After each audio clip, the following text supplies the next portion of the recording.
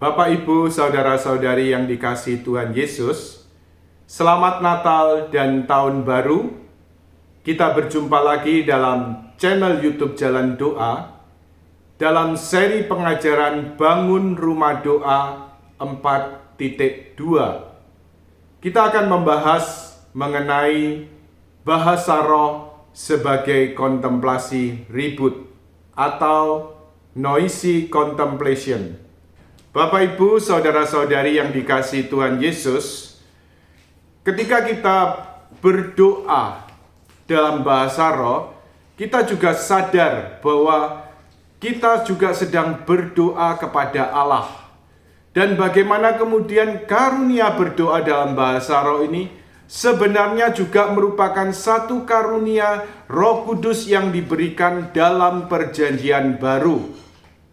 Kalau dalam Perjanjian Lama, karunia ini boleh dikatakan tidak muncul, seperti juga kalau kita lihat karunia-karunia lain juga aktif dalam kehidupan para nabi ya, seperti juga mujizat, penyembuhan, lalu kemudian juga nubuat dan sebagainya. Tetapi bahasa roh, kita lihat bagaimana karunia berdoa dalam bahasa roh ini, atau juga kemudian karunia berkata-kata dalam bahasa roh dan penafsiran bahasa roh. Kita lihat ini merupakan karunia Roh Kudus yang diberikan oleh Tuhan dalam Perjanjian Baru.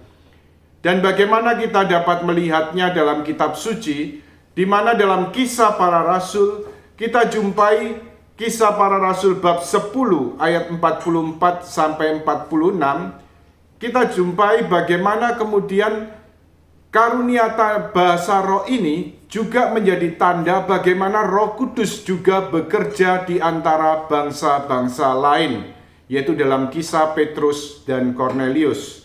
Mari kita baca bersama dari Kisah Para Rasul bab 10 ayat 44 sampai 46.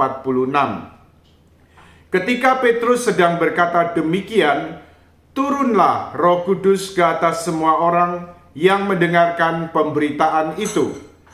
Dan semua orang percaya dari golongan bersunat yang menyertai Petrus tercengang-cengang karena melihat bahwa karunia Roh Kudus dicurahkan ke atas bangsa-bangsa lain juga. Sebab mereka mendengarkan orang-orang itu berkata-kata dalam bahasa roh dan memuliakan Allah. Ya, kita lihat di sini ada satu permasalahan ketika orang-orang percaya dari golongan bersunat, dari golongan orang-orang Yahudi, lalu kemudian ya mempermasalahkan, nah, bagaimana persoalan ini ketika orang-orang yang tidak bersunat dari bangsa-bangsa lain, apakah mereka juga dapat dibaptis? Nah, tetapi kemudian Roh Kudus menyatakan dirinya, menyatakan kuasa dan kehadirannya, yaitu melalui karunia-karunia Roh Kudus yang kemudian dicurahkan juga atas Kornelius dan keluarganya, yaitu atas bangsa-bangsa lain. Sehingga kemudian Rasul Petrus dengan tegas kemudian menyatakan bahwa tidak ada halangan bagi mereka untuk dibaptis, karena bagaimana Roh Kudus telah turun atas mereka, mereka juga menerima karunia-karunia Roh Kudus, yaitu dengan berdoa dalam bahasa roh dan juga bernubuat dan kemudian memuliakan Allah. Kemudian juga dalam Kisah Para Rasul bab 19 ayat 6, yaitu ketika Rasul Santo Paulus di Efesus. Dan ketika Paulus menumpangkan tangan atas mereka, turunlah Roh Kudus ke atas mereka, dan mulailah mereka berkata-kata dalam bahasa roh dan bernubuat. Jadi kita jumpai bagaimana karunia berdoa dalam bahasa roh ini mulai ada dalam Perjanjian Baru. Bagaimana juga menyertai pewartaan Injil yang dilakukan oleh para rasul. Ini kita jumpai dalam Kisah Para Rasul. Walaupun kemudian kalau kita lihat dalam Injil, yaitu dalam Injil Markus, yaitu tanda-tanda yang akan menyertai mereka orang yang percaya ketika mewartakan Injil, yaitu salah satunya adalah mereka berbicara dengan bahasa-bahasa lain, ya. Jadi ini mengenai dasar kitab suci dari karunia berdoa dalam bahasa roh. Sekarang kita dalami mengenai pengertian karunia berdoa dalam bahasa roh. Ya, jadi bagi Anda yang baru mengikuti ini, memang harus dibedakan antara karunia berdoa dalam bahasa roh dan kemudian juga karunia berkata-kata dalam bahasa roh. Pada tayangan YouTube sebelumnya, yaitu 4.1, Bangun Rumah Doa 4.1, kita telah membahas tentang perbedaan dari karunia berdoa dalam bahasa roh dan juga karunia berkata-kata dalam bahasa roh. Baik, sekarang kalau kita berbicara mengenai karunia berdoa dalam bahasa roh, maka pertama-tama yang perlu kita sadari, karunia ini merupakan karunia doa. Seperti yang dinyatakan oleh Rasul Santo Paulus dalam suratnya yang pertama kepada jemaat di Korintus, bab 14 ayat 2. Siapa yang berkata-kata dengan bahasa roh, tidak berkata-kata kepada manusia, tetapi kepada Allah. Sebab tidak ada seorang pun yang mengerti bahasanya. Oleh roh ia mengucapkan hal-hal yang rahasia. Jadi dalam hal ini, yang berkata-kata dalam bahasa roh, yang berdoa dalam bahasa roh, ya, jadi tidak berkata kepada manusia. Orang lain tidak mengerti, dirinya sendiri yang berdoa juga tidak mengerti. Tetapi yang mengerti sebenarnya siapa? Roh kita yang berdoa kepada Allah. Jadi roh kita yang dengan doa dalam bahasa roh ini, roh kita yang langsung berdoa kepada Allah. Nah, kalau kita lihat kan sekarang ini zamannya semua serba online, ya. Jadi serba online. Ya, ini gambarannya ya. Kalau Anda ingin langsung online dengan Tuhan, langsung nyambung dengan Tuhan, maka Anda juga dapat apa? Berdoa dengan bahasa roh. Ya, Anda kalau ingin langsung connect dengan Tuhan, langsung online dengan Tuhan, ya, kita dapat melakukan dengan doa dalam bahasa roh. Ya. Kemudian dengan doa bahasa roh ini kita berdoa secara baru dalam bahasa yang baru, yaitu dengan bahasa roh. Dan bahasa roh ini, jadi berdoa dalam bahasa roh ini dapat dilakukan secara pribadi ataupun juga secara bersama, secara komuniter. Dan kemudian artinya apa? Karena karunia berdoa dalam bahasa roh ini merupakan karunia doa, ya. Jadi lebih-lebih juga dapat dilakukan secara pribadi dan juga dapat membangun hidup doa pribadi. Nah, dalam arti ini sebenarnya kita akan semakin dekat memahami mengapa doa dalam bahasa roh seringkali disebut sebagai kontemplasi yang ribut atau noisy contemplation. Ya, ini akan kita dalami lagi dalam pengertian mengenai karunia doa dalam bahasa roh ini. Jadi, kalau kita lihat karunia berdoa dalam bahasa roh ini merupakan karunia doa yang adikodrati, yang melampaui perasaan dan akal budi atau melampaui pemikiran kita. Jadi karena ini karunia adikodrati, melampaui kodrat kita. Ya, jadi kemudian melampaui pikiran dan perasaan kita. Ya, karena apa? Ketika kita berdoa dalam bahasa roh, kita juga sebagai pendoa, kita juga tidak memahami artinya, tidak mengerti artinya. Karena ini memang melampaui akal budi kita. Ya.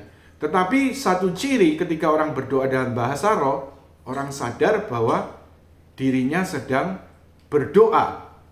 Lalu kemudian doa dalam bahasa roh ini sungguh-sungguh merupakan doa yang berdasarkan iman semata-mata.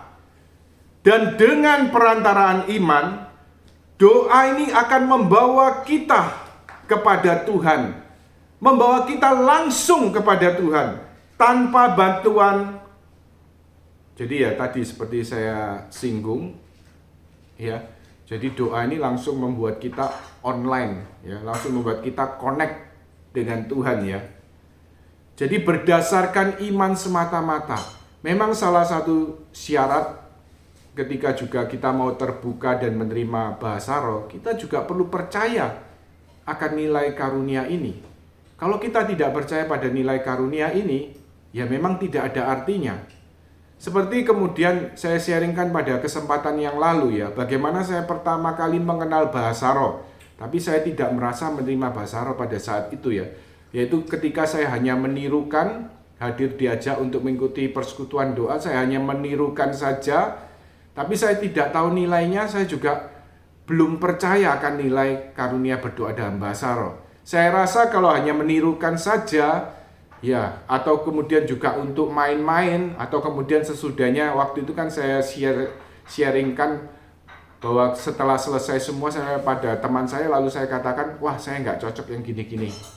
Ya, jadi kalau hanya meniru-niru saja, ya itu memang belum doa dalam bahasa roh. Ya, jadi nilai doa ini juga artinya apa? Berdasarkan iman.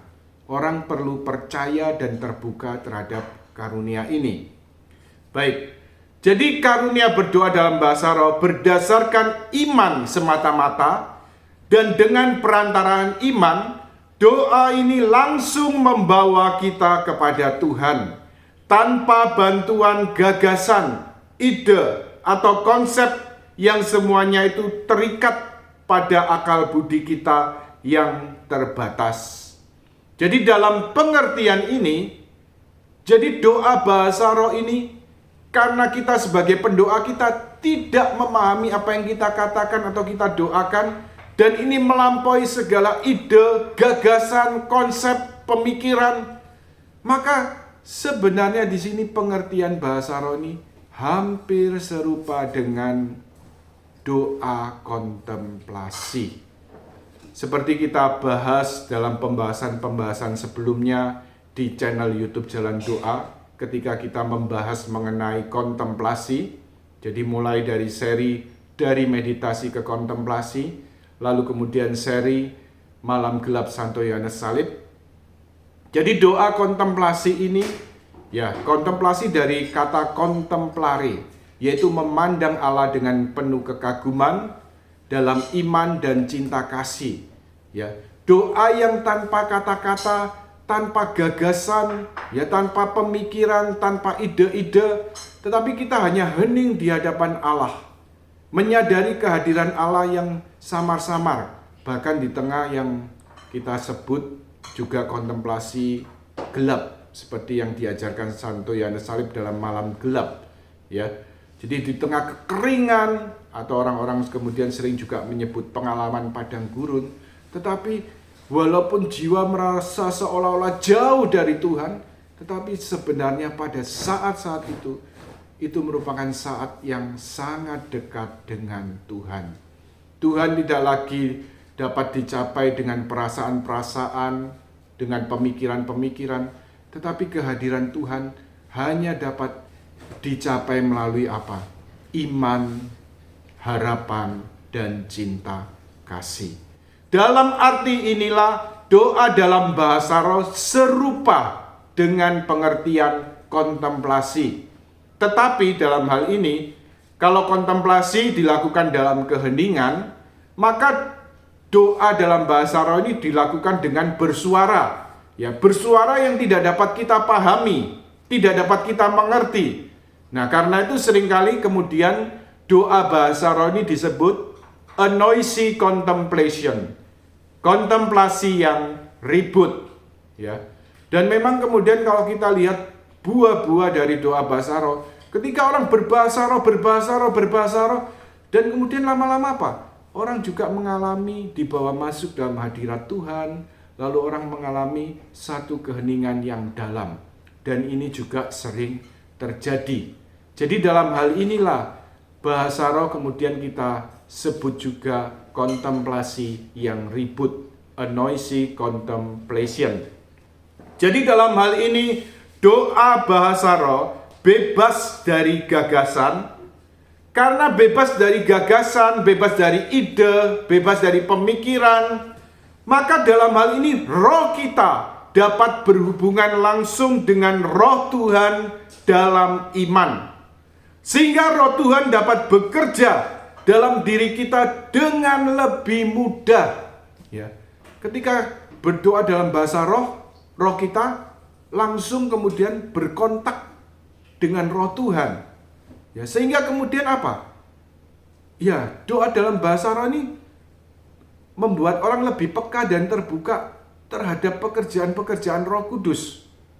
Dan ini memang kenyataan dalam praktek, ya, ketika kita melayani, ketika kita mendoakan, atau kemudian juga dalam persekutuan, ya, dalam pujian penyembahan dengan berbahasa roh, ternyata kemudian apa? Ini juga membuka untuk karunia-karunia yang lain, yaitu untuk munculnya nubuat, munculnya sabda pengetahuan.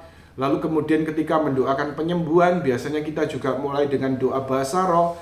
Dan ini juga membuat juga orang terbuka pada karunia penyembuhan atau juga karunia doa pembebasan.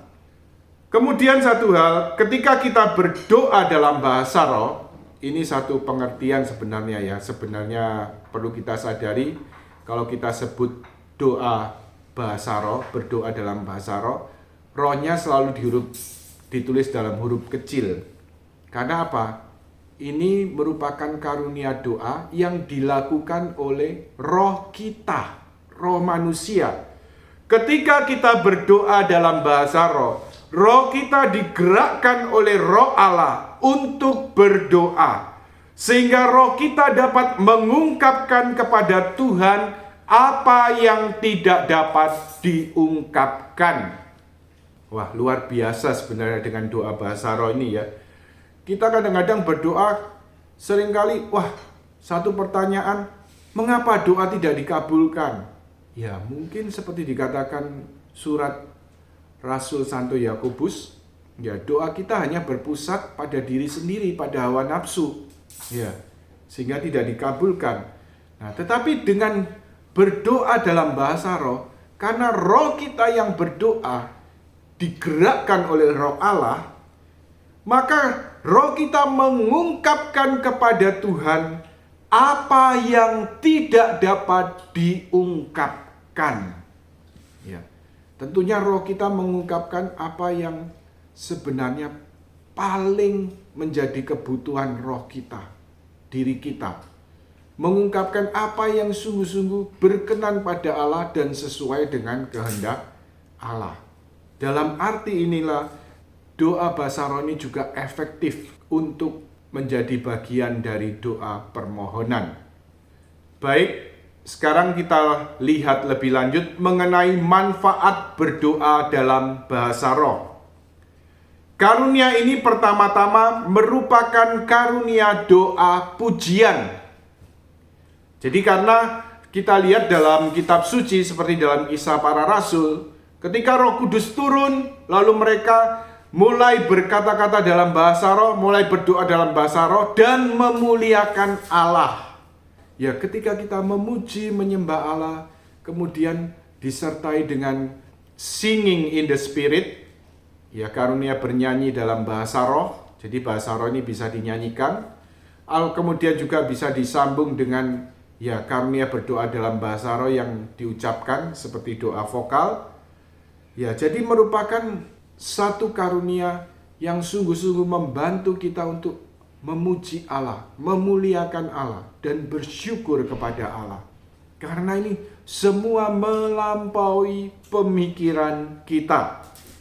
Sekarang kita lihat yang kedua, karunia berdoa dalam bahasa roh membuat kita lebih mudah untuk menjalin relasi dengan Allah. Seperti kita singgung tadi, bahwa doa dalam bahasa roh ini membuat kita dengan lebih mudah connect atau online secara langsung dengan Tuhan. Karena roh kita yang berdoa.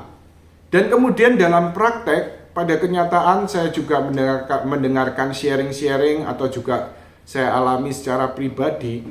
Kadang-kadang ketika kita berdoa, walaupun saya terbiasa dengan metode doa Yesus ya, tetapi kadang-kadang ketika pikiran ini melantur ke sana kemari atau rasanya seperti tidak mampu berdoa, Maka seringkali kemudian juga saya menggunakan apa? Doa dalam bahasa roh. Ya, jadi doa dalam bahasa roh. Dan ini sangat membantu juga untuk membangun hidup doa pribadi. Ada satu kesaksian, ya ini dari satu buku yang pernah saya baca, yaitu kesaksian sharing seorang uskup di Amerika Serikat. Ya, bagaimana beliau terbuka terhadap pembaharuan karismatik Katolik ini, beliau terbuka terhadap pencurahan Roh Kudus. Ya, beliau juga dalam sharingnya menyatakan beliau juga menerima doa pencurahan Roh Kudus, walaupun beliau seorang uskup ya. Tetapi kemudian satu hal yang menjadi ganjalan di hatinya, beliau masih belum bisa menerima bahasa roh. Ya. Karena artinya apa? Ya, tidak sesuai dengan pemikiran atau rasionalismenya, ya. Tetapi kemudian lama-kelamaan beliau kemudian juga merenung, merefleksikan, lalu juga mengamati orang-orang umat ini ya. Jadi umat ini mereka yang kemudian ya menerima pencurahan roh, lalu kemudian mereka juga terbiasa berdoa dalam bahasa roh. Bapak Uskup ini kemudian mengamati mereka ini sangat berkembang, hidupnya juga begitu sukacita, lalu kemudian juga ya mempunyai komitmen yang luar biasa juga untuk ya doa, pembacaan kitab suci, untuk pelayanan. Tapi beliau dalam hati kecil, kok saya nggak seperti mereka ya? Sampai akhirnya beliau kemudian dalam satu refleksi beliau menyadari, ya terhadap pencurahan roh beliau terbuka. Tetapi terhadap doa dalam bahasa roh, beliau menutup diri. Akhirnya beliau seperti disadarkan, ya kalau Roh Kudus menghendaki, Roh Kudus mau memberikan karunia berdoa dalam bahasa roh kepada beliau ini, ya mengapa saya harus tertutup dan menolak karena pemikiran-pemikiran saya. Akhirnya beliau terbuka dan juga menerima karunia berdoa dalam bahasa roh dan mulai mendoakan bahasa roh ini dalam kehidupan doa pribadi. Dan kemudian berdasarkan sharing beliau, ya beliau juga merasakan ya lebih bersuka cita, lalu kemudian juga lebih terbuka terhadap pekerjaan-pekerjaan Roh Kudus. Jadi memang karunia doa dalam bahasa roh ini membuat kita lebih mudah menjalin relasi dengan Allah. Dan dalam arti inilah kemudian juga kita lihat bagaimana karunia berdoa dalam bahasa roh seringkali juga disebut kontemplasi yang ribut, yaitu noisy contemplation. Ya, seperti halnya doa kontemplasi membuat orang semakin dekat dengan Tuhan, ya di tengah segala mungkin kekeringan dan sebagainya. Tetapi kemudian dengan doa bahasa roh, doa yang sungguh-sungguh melampaui pikiran, melampaui perasaan kita ini, tetapi roh kita langsung kemudian connect dan kemudian online, ya nyambung dengan Tuhan. Kemudian doa dalam bahasa roh ini merupakan juga satu bentuk doa permohonan yang efektif. Jadi ketika kita tidak mampu mau berdoa untuk apa, ya begitu banyak wujud-wujud doa sampai bingung begitu mau mendoakan apa ya, atau kadang-kadang kemudian doa-doa permohonan kita rasanya tidak dijawab, ya.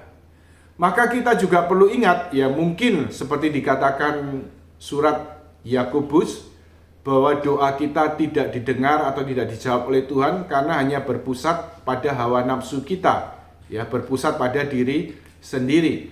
Tetapi dengan mendoakan bahasa roh, juga ketika kita mempunyai permohonan, lalu biasanya kemudian kita sambung dengan karunia berdoa dalam bahasa roh, ini akan membantu kita bahwa kita sadari ya, bahwa karena roh kita yang berdoa kepada Allah, ya, jadi roh kita yang berdoa langsung kepada Allah, roh kita juga tahu apa yang paling dibutuhkan oleh diri kita. Jadi ini satu juga manfaat dari karunia berdoa bahasa roh, karena juga merupakan doa permohonan yang efektif. Lalu kemudian yang berikutnya, doa dalam bahasa roh juga akan membuat kita semakin terbuka, semakin peka untuk menyerahkan diri dipakai oleh Tuhan untuk karunia-karunia yang lain. Jadi memang pada kenyataannya ketika kita mulai terjun dalam pelayanan untuk mendoakan, atau kemudian juga untuk pujian penyembahan, ya memang kemudian bahasa roh ini ibaratnya boleh dikatakan ya membuat orang terbuka dan peka untuk menerima karunia nubuat, karunia penyembuhan, karunia doa pembebasan. Jadi sungguh-sungguh semakin terbuka terhadap karunia-karunia Roh Kudus yang lainnya. Dan kemudian doa bahasa roh ini juga merupakan salah satu cara untuk mengatasi pelanturan-pelanturan dalam doa, dan merupakan senjata yang efektif untuk melawan godaan. Jadi ketika kita berdoa mungkin pikiran ini lalu lalang ke sana kemari, ya. Jadi bahkan kemudian ya muncul pelanturan-pelanturan yang mengarah pada dosa, pada godaan-godaan. Nah, doa dalam bahasa roh juga sangat efektif untuk membantu mengatasi pelanturan-pelanturan dan godaan-godaan dalam doa. Baik, sekarang kita lihat mengenai bentuk karunia berdoa dalam bahasa roh. Jadi berdoa dalam bahasa roh ini bisa didoakan tanpa nyanyian. Jadi ini yang pertama. Lalu yang kedua, disenandungkan, dinyanyikan. Yaitu kemudian biasanya kita kenal sebagai singing in the spirit atau senandung dalam roh. Dan memang satu hal yang unik ya ketika kita singing in the spirit atau menyanyikan doa dalam bahasa roh ini, walaupun tidak ada dirijen ya, tapi kemudian untuk mulai, kemudian juga ketika selesainya, kemudian walaupun tanpa dirijen bisa kemudian ternyata bersama-sama ya, dan juga membentuk satu harmoni. Jadi ini mengenai bentuk dari doa bahasa roh. Bisa didoakan, bisa dinyanyikan. Bapak, Ibu, saudara-saudari yang dikasihi Tuhan Yesus, sebenarnya ketika kita berdoa dalam bahasa roh, apa yang sedang terjadi dalam diri kita? Nah, ciri-ciri ketika orang berdoa dalam bahasa roh, yang pertama adalah orang sadar kalau dirinya sedang berdoa.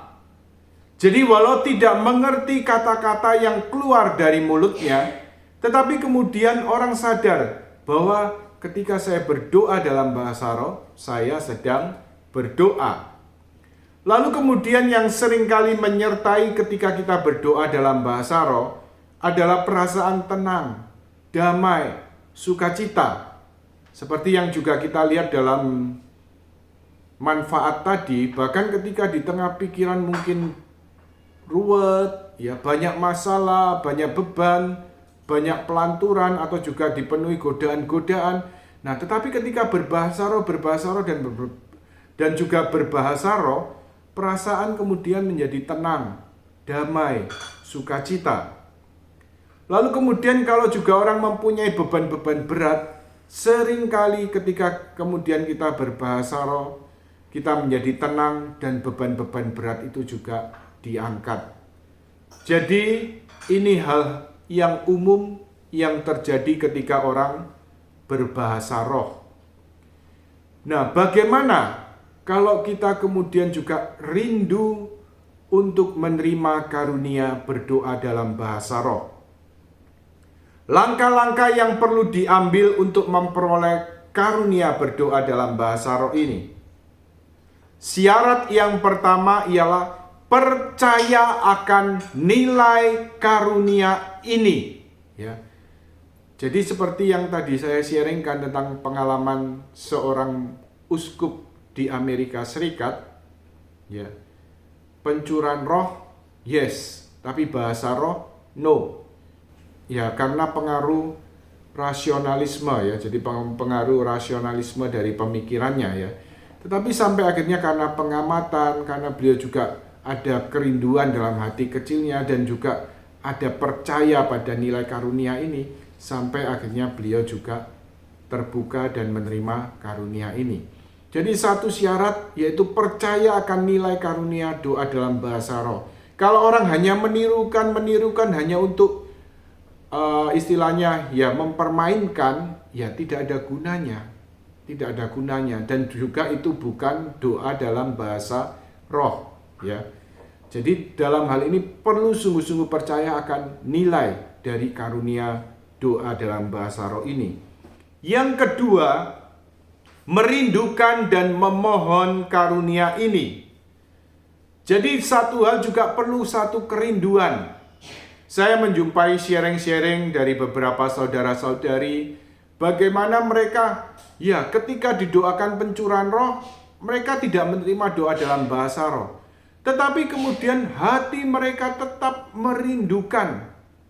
Ada satu sharing, pernah kemudian saya mengikuti dalam suatu acara pengajaran untuk persiapan melakukan doa Yesus.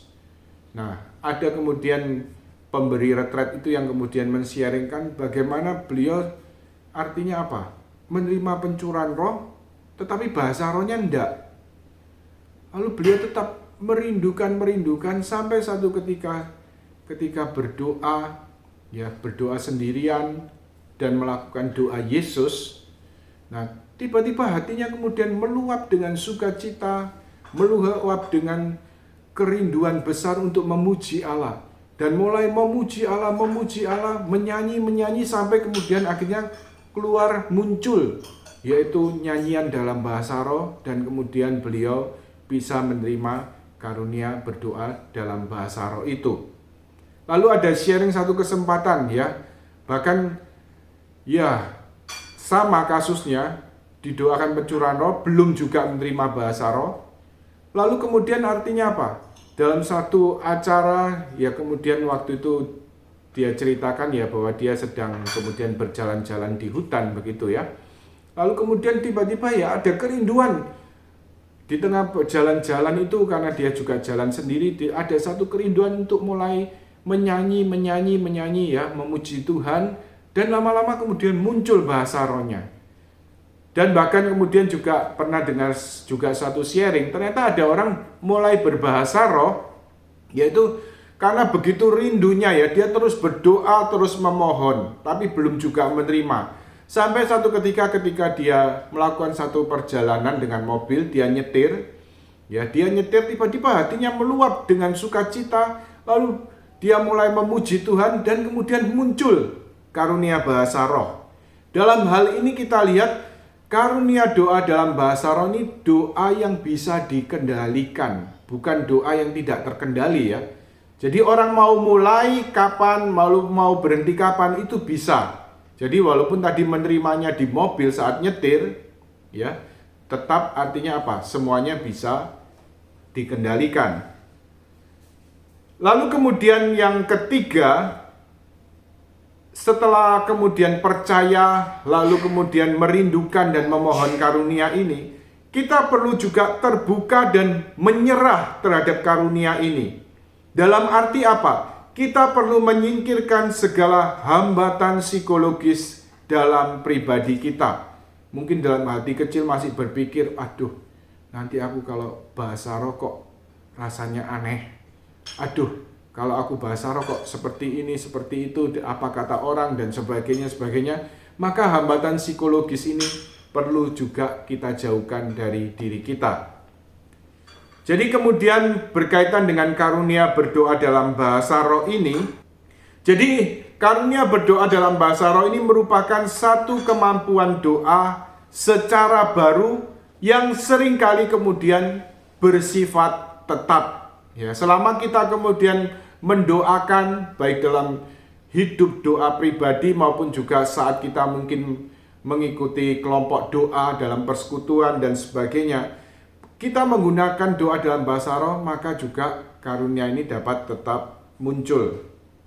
Lalu kemudian seperti telah kita lihat tadi, karunia berdoa dalam bahasa roh ini dapat dikendalikan.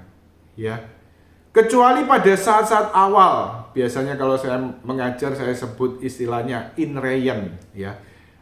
Seperti mobil kan, kalau zaman dulu kalau mobil baru harus di inreyen sampai beberapa kilometer begitu ya. Ya, jadi pada orang-orang tertentu pada saat menerima ya seperti kemudian ya tidak bisa dikendalikan ya. Saya pernah melihat sendiri, jadi setelah kemudian satu acara ketika orang setelah pencurahan roh, lalu kemudian orang juga menerima bahasa roh, lalu kemudian ada orang bertanya waktu itu, loh ini enggak apa-apa tah? Ini mulut saudara saya, saudarinya ini ya, dia tunjuk, ini terus bergerak-gerak. Dan saya lihat memang bibirnya bergerak-gerak terus ya, terus bergerak-gerak. Lalu saya katakan, tenang, enggak apa-apa. Ya coba, ini paling beberapa waktu saja. Nanti setelah beberapa waktu, ya sudah, nanti akan berhenti dengan sendirinya. Memang saya lihat mulutnya ini sampai bergoyang-goyang ya. Dan itu suatu yang alami, tidak dibuat-buat. Sampai kemudian akhirnya besok pagi bertemu lagi. Nah, dalam kasus-kasus seperti ini kemudian biasanya juga kita anjurkan, ya kalau memang sedang dalam suasana berdoa, ya coba keluarkan suara. Nah, di situ akan juga muncul bahasa rohnya ya. Nah, tapi kemudian ketika besok pagi bertemu lagi, ternyata kemudian memang sudah normal seperti biasa ya, jadi tidak apa-apa. Jadi memang karunia berdoa dalam bahasa roh ini bisa dikendalikan. Kapan orang mau mulai berdoa dan kapan mau berhenti berdoa bisa dilakukan. Kemudian satu hal, karunia berdoa dalam bahasa roh untuk tiap orang atau juga tiap kelompok seringkali juga berbeda-beda ya. Ini satu pengalaman yang pernah saya jumpai. Satu ketika memang ada satu kesempatan pelayanan di luar negeri. Lalu kemudian saya merasa heran ya, karena dengan satu kelompok di sana bahasa rohnya kok agak aneh ya, tidak seperti biasa kalau berhubungan dengan atau kemudian melayani dalam komunitas begitu, tidak seperti biasanya. Tetapi ini lebih keras, lebih kasar dan sebagainya gitu bahasa rohnya. Sampai setelah selesai kemudian saya tanya, oh ternyata mereka kemudian juga mengikuti persekutuan doa karismatik Katolik dari negara-negara lain ya, jadi negara imigran yang lain ya, dari imigran yang lain, dan memang mereka ya dipengaruhi juga dengan bahasa roh mereka ya. Jadi rupanya bisa juga dipengaruhi juga dengan kelompok-kelompoknya atau kemudian ya latar belakangnya dan sebagainya. Jadi memang bahasa roh tiap orang atau tiap kelompok bisa berbeda-beda. Nah, kemudian cara menerima karunia berdoa dalam bahasa roh. Jadi kadang-kadang memang ada pertanyaan atau kemudian juga ada yang men-sharingkan, loh saya menerimanya seperti ini loh ya. Jadi saya bisa mengalami langsung keluar bahasa rohnya. Ya memang kalau kita lihat memang tiap orang, karena ini sifatnya karunia ya. Bahasa roh ini adalah karunia. Dan bagaimana Roh Kudus juga memberikan karunia ini secara berlimpah-limpah dan juga secara luas, karena ini karunia untuk berdoa. Tetapi kemudian kita juga perlu sadari, yang menerima ini berbeda-beda. Manusia atau pribadi yang menerima ini berbeda-beda ya. Istilahnya bejana-bejana tanah liat yang berbeda-beda. Idealnya kalau orang menerima karunia berdoa dalam bahasa roh, orang dapat menerima karunia ini secara langsung ya. Jadi ketika didoakan atau ketika dia memohon untuk menerima karunia berdoa dalam bahasa roh, biasanya juga karunia ini diberikan secara umum saat juga pencurahan roh. Tetapi selalu kita tekankan bahwa yang pertama-tama yang dimohon saat pencurahan Roh Kudus yaitu kehadiran dan juga kuasa Roh Kudus secara baru. Jadi pribadi Roh Kudusnya dulu yang harus dimohon. Baru sesudah itu terbuka pada karunia-karunia. Jadi di sini kita bedakan Roh Kudus pribadinya dulu yang harus diminta, dimohon ya dalam pencurahan roh, yaitu kehadirannya secara baru.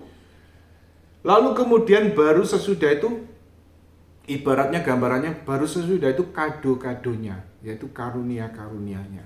Ya, termasuk karunia berdoa dalam bahasa roh. Ya, jadi idealnya orang ini menerima karunia berdoa dalam bahasa roh secara langsung. Ketika didoakan atau ketika memohon, kemudian secara spontan dapat berdoa dalam bahasa roh dan dapat mengikuti dorongan itu. Dan pada saat menerima ini juga seringkali disertai gejala-gejala fisik yang mungkin dialami.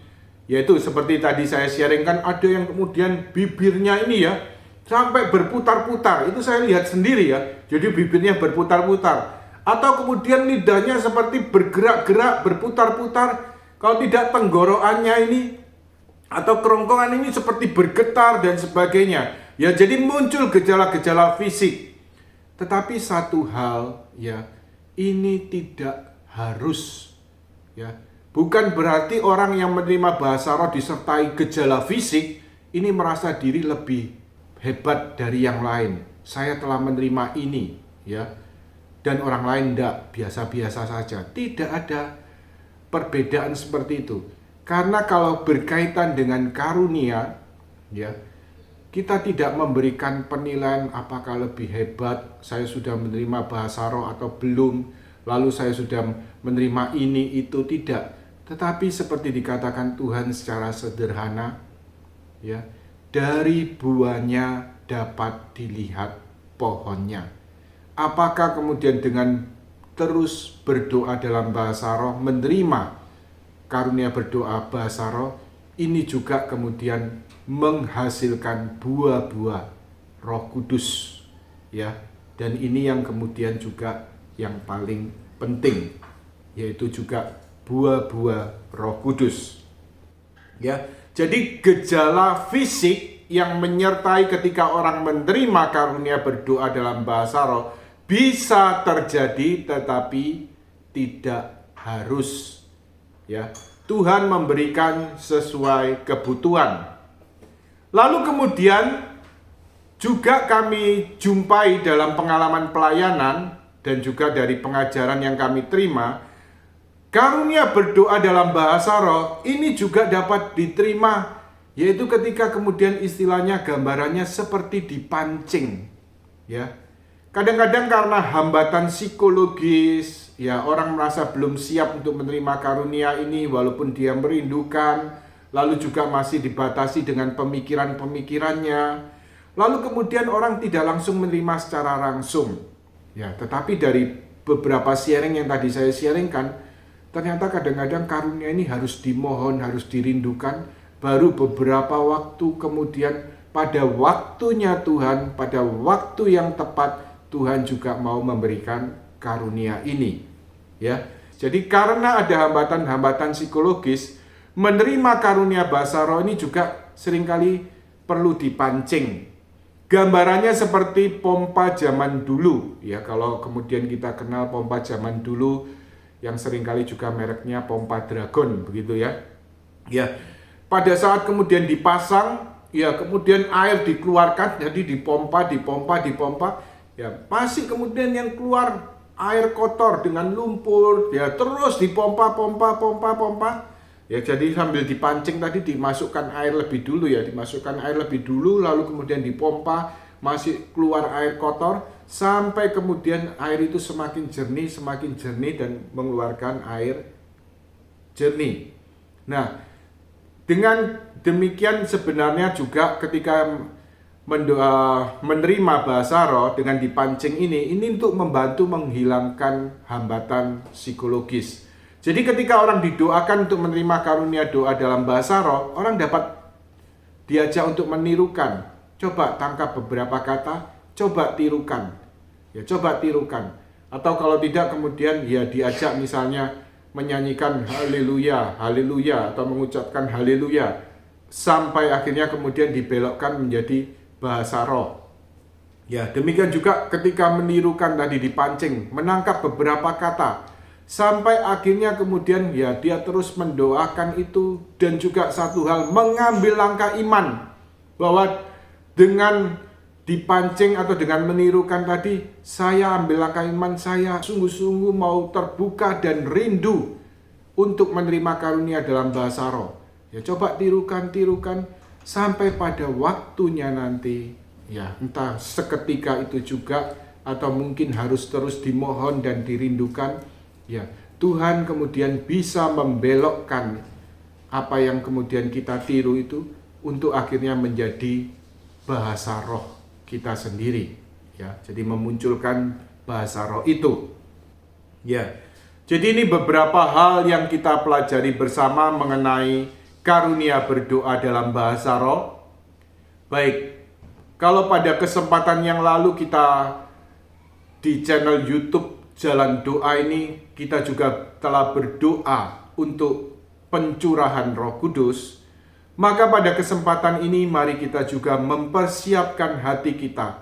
Bagi Anda yang sungguh-sungguh rindu, Anda sungguh-sungguh mau untuk menerima karunia berdoa dalam bahasa roh, Anda yang sungguh-sungguh percaya akan nilai dari karunia berdoa dalam bahasa roh, Anda juga mau merindukan, Anda juga mau memohon.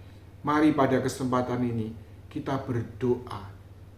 Kita berdoa bersama untuk mohon karunia berdoa dalam bahasa roh ini supaya diberikan kepada Anda. Mari kita hening sejenak, kita siapkan hati kita. Mari kita mohon kehadiran Roh Kudus melalui lagu ini. Allah Roh Kudus, jamah hatiku dengan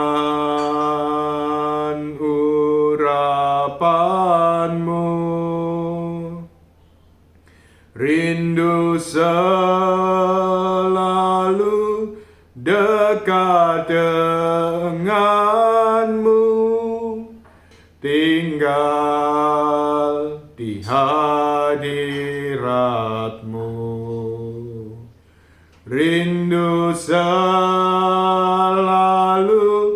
dekat denganmu, tinggal di hadiratmu. Iranama yaralaya shikaralaya, Hiralaya shikyaralaya, Hiralaya shikyaralaya, Innayaralaya shi,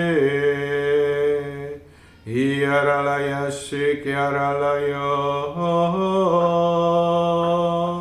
Iyaralaya shikyaralaya.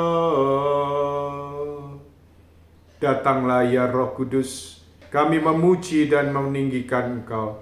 Kami bersyukur dan berterima kasih bahwa saat ini Engkau hadir dan menyertai kami. Engkau juga mengenal setiap hati yang sungguh-sungguh merindukan untuk dapat menjalin suatu hubungan pribadi, relasi pribadi secara baru, yaitu dengan karunia berdoa dalam bahasa roh. Pandanglah kerinduan hati kami untuk sungguh-sungguh dapat menerima karunia berdoa dalam bahasa roh, untuk dapat berdoa secara baru. Karena itu Roh Kudus kami mohon, berikanlah karunia berdoa dalam bahasa roh ini bagi saudara-saudari yang menyaksikan tayangan ini. Pandanglah kerinduan hati mereka dan curahkanlah dan berikanlah karunia berdoa secara baru, karunia berdoa dalam bahasa roh ini kepada mereka. Terima kasih Roh Kudus, terima kasih. Yara nama syikiara laya syikiara nama yaras, Yara nama yaras syikiara laya syikiara nama yaras. Engkau yang hadir saat ini Roh Kudus, kami mohon curahkanlah karunia-karuniamu, secara khusus karunia berdoa dalam bahasa roh. Yara nama sikiara nama yara sikiara nama ikara laya masikiara laya masikiara laya sikka nama yaras. Ambil langkah iman saat ini. Coba engkau tangkap beberapa kata, 2 kata atau kemudian berapa kata dari doa dalam bahasa roh yang saya doakan ini, dan coba Anda tirukan dengan kemudian dalam hati teruslah berdoa untuk mohon karunia berdoa dalam bahasa roh ini. Iyarana masyikiara laya masyikiara laya mas. Iyarana mayaras syikiara laya mas. Iyara laya syikiara namayaras. Iyarana mayaras syikiara namayaras. Ikiara laya mas syikiara laya mas. Iyarana masyikiara namayaras. Iyarana masyikiara namayaras. Terima kasih Roh Kudus. Terima kasih Roh Kudus. Kami memuji dan memuliakan Engkau. Kami mohon Engkau yang hadir, Engkau yang membagi-bagikan, Engkau yang memberikan karunia berdoa dalam bahasa roh ini bagi saudara-saudari yang merindukan karunia ini. Terima kasih Roh Kudus. Terima kasih. Terima kasih. Ya Rana Masyik. Jaga dan lindungi kami dengan kuasa-Mu Roh Kudus. Terima kasih Roh Kudus. Terima kasih. Terima kasih. Engkau kami puji, Engkau kami muliakan. Terima kasih.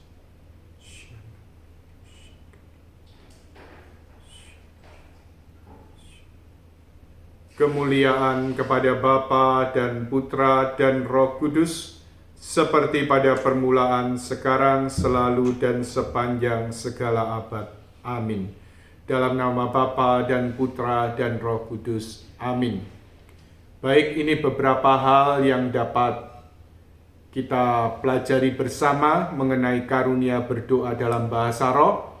Bahwa bahasa roh seringkali kemudian juga disebut kontemplasi ribut atau a noisy contemplation. Ya, karena seperti halnya kontemplasi, yaitu ketika orang mengalami kontemplasi, diberikan anugerah kontemplasi, orang kemudian berdoa di hadapan Tuhan dalam keheningan, ya bahkan juga dalam situasi kekeringan, ya tetapi kemudian walau kemudian tanpa gagasan, tanpa pemikiran, tanpa perasaan, tanpa ide-ide, tetapi kemudian dalam kontemplasi itu orang langsung berhubungan dengan Tuhan, ya langsung kontak dengan Tuhan, begitu ya, dalam iman dan cinta kasih. Demikian juga dalam doa bahasa roh, ya. Orang kemudian mendoakan tanpa memahami kata-katanya, ya karena dilakukan dengan bersuara maka disebut kontemplasi yang ribut, ya tanpa mengerti kata-katanya, tetapi orang terus berdoa dan seringkali orang kemudian dibawa dalam keheningan, dalam kemudian pengalaman dan penyadaran akan kehadiran Tuhan. Jadi karunia doa dalam bahasa roh ini merupakan satu karunia yang begitu berharga, di mana kita dapat berdoa secara baru, menjalin relasi pribadi secara baru dengan Tuhan. Ini beberapa hal yang dapat kita pelajari. Pada kesempatan berikut kita akan belajar bersama memasuki yaitu pilar yang kedua dari 4 pilar hidup rohani, yaitu mengenai hidup di hadirat Allah. Dan pada bagian awal hidup di hadirat Allah, kita akan belajar bersama dari seorang kudus, yaitu Santa Elizabeth dari Trinitas, mengenai inhabitasi ilahi. Baik, terima kasih telah menyaksikan tayangan di channel YouTube Jalan Doa ini.